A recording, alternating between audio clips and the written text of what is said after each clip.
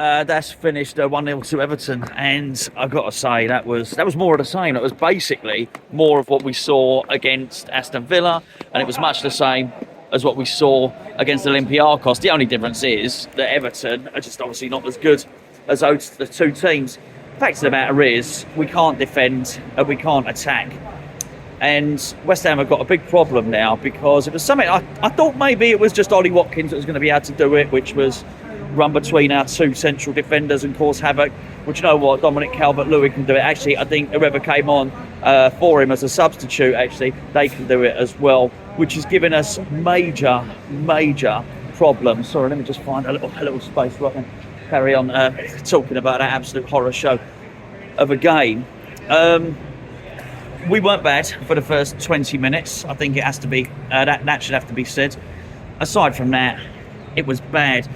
I think the worst thing about that was we were quite lifeless. We were quite energyless in that game. And when it was quite clear we were struggling, we didn't seem to have any desire to go and sort anything out. We didn't have any desire to go and really not just press an advantage, but really do anything. Look, I'm going to go into a few individual players now, but by and large, we were really struggling in that game. And once again, David Moyes, I think, have been singing those half-time lullabies, because when we came out the second half, there was just even less urgency than the first half. There were some shocking performances today, by the way. Look, starting lineup, Cresswell started. We expected that because Emerson was suspended. Probably worth noting that, definitely Lucas Paquetá, very avoidable cards for a bit of petulance. To be fair, he felt he should have got something, didn't get anything, so he'll miss. He's got a ban, and also I think you'll find the same with Edson Alvarez as well. He got a ban as well, so that wasn't so good.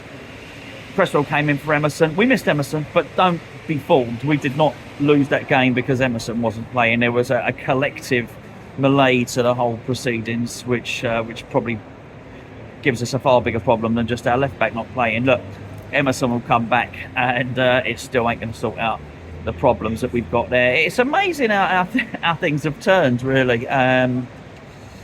Okay, who else we got? We started with Kudus. I guess that was something, wasn't it? And again, probably one of the players that would come out with some form of credit. But we just don't get the ball to him enough. We didn't get the ball to him enough in enough attacking positions. And we just weren't threatening. We did shoot, don't get me wrong, we did shoot. And I think Ben Rama at the end had a good shot. By and large, Pickford was untested in that game. We really didn't do anything at all to cause him any sort of problems. Paquetá looks like a shadow of his former self.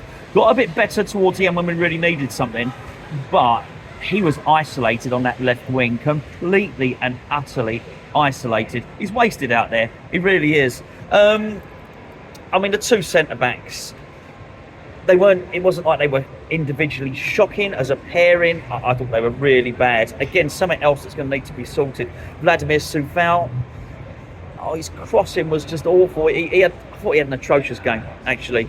Coufal, it's really hard to pick out anyone that had a good game. Areola, there you go, there's one for you. Areola had a good game. In midfield, Alvarez, I don't know whether that was his worst game. Probably. I thought he was really bad. And not just that, it was frustration because he had a shot or two.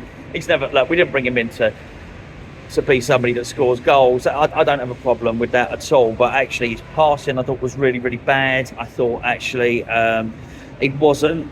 I just wonder if we've got an over-reliance now of him standing in between the two centre halves, because when he's not there, we seem to have a problem. He wasn't good today. James Ward-Prowse was no good either, has to be said. I guess that James Ward-Prowse is steady Eddie. I think when the assists from the corners and stuff like that are going to dry up, then you've probably got a little bit of a problem there. David Moyes substituted him, no surprise there, really. We'll get to the substitutes in a little bit. No real threat from corners, no real threat from set pieces. We had a few set pieces. Referee was atrocious, by the way. He made that a really, really fragmented game. It was really bitty. So much stop-start in that game, actually. And I think, I'm not blaming the referee, by the way, that's, again, it's not Emerson's fault we lost. It's not the referee's fault we lost. I'm just making the point. I thought he was bloody awful, actually. I guess Jarrod Bowen comes out with some credit. He tried. It's got to be frustrating playing in that team. For someone like him, for someone like Mohamed Kudus, it's got to be massively frustrated playing in that team.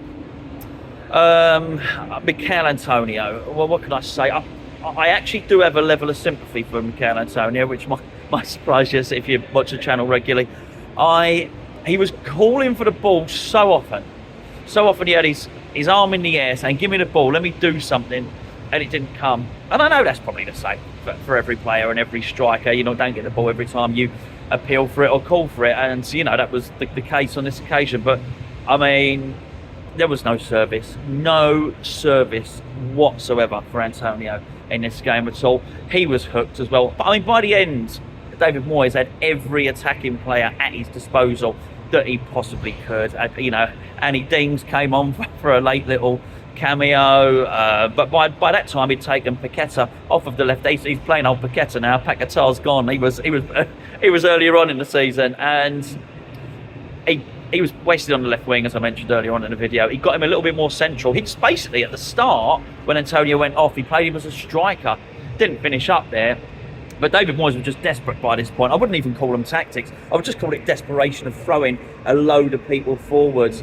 And we looked bad. I probably should say Everton. I thought, well, Everton were really poor, really poor team.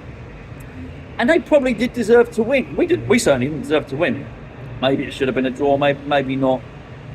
But I think the biggest problem David Moyes has got with that was he rested, and he took his words. He talked about leeway. We'll deal with this in the video over the next day or two. But he spoke about leeway. He rested the players for Olympiacos, and this is what we got. And these did not look like rested players. And I know some of them, because David Moyes tried another rescue mission, didn't he, against Olympiacos? So a lot of the players that he wanted to rest obviously came on and played sort of significant minutes in the second half that he probably would have hoped that they wouldn't have played in this one. But the whole team just seemed to lack any sort of energy, any sort of punch, and it was a weird old atmosphere in there today, because it was from the start that we didn't seem to have any I don't want to say any intent. I think there was an intention there, but we didn't seem to have the motivation, the drive, or even maybe the athleticism to push it through. I mean, the other thing that I do really want to make this point on this one, because Benrahma, well, everybody came on really, it seemed, but Benrahma came on in the second half, played down the left wing, and he's a frustrating player to play against. But Moyes is doing all these things. He's rolling the dice, he's gambling, doing anything he can, like a desperate man trying to get back into that game.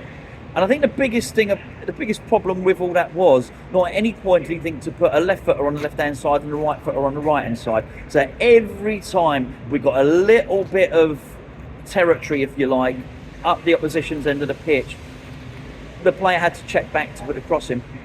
And that was the problem. That was the problem. And right at the end, when we were, you knew it, there was 6 minutes extra time. It was ticking down. We had seconds, you could see it on there.